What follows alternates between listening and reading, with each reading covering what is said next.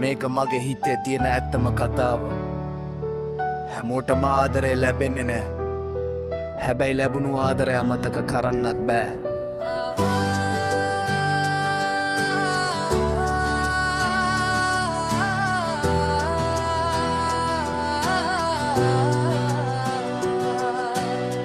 පොතේ ලියපු කවි අදටත් මම කියවනවා. නුඹෙරුව මගේ හිතේ තවමත් මම අඳිනවා. පාර දිගේ තනිවම මම අදටත් පියමනිනවා. නුඹේ සුවඳ හීනයක තවමත් මම සොයනවා. කළු සුදු ලෝකෙක පාටක් වුණේ නුඹයි. හඬන මගේ දැසට සිනහව දුන්නේ නුඹයි. වචන නැතිව ගොළු වුණ මගේ පපුවේ ගැස්මයි. ලෝකෙම එපවුණත් මට ඕන නුඹේ සෙනෙහසමයි. ආදරේ මම තාමත් හිත නුඹ ළඟ නැවතිලා මතකයන් පෙළ ගැස්සෙයි.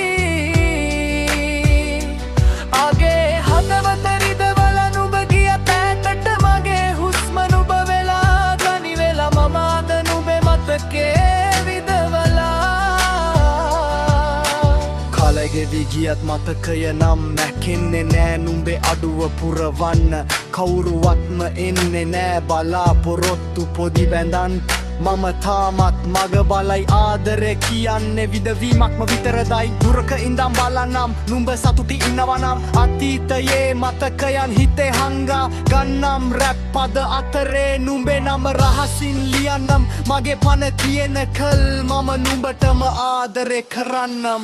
ආදරේ කියන්නේ අයිති කර ගැනීමක් නෙවේ.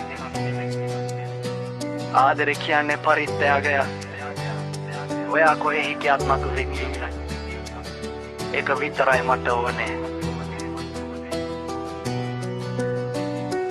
ආදරේ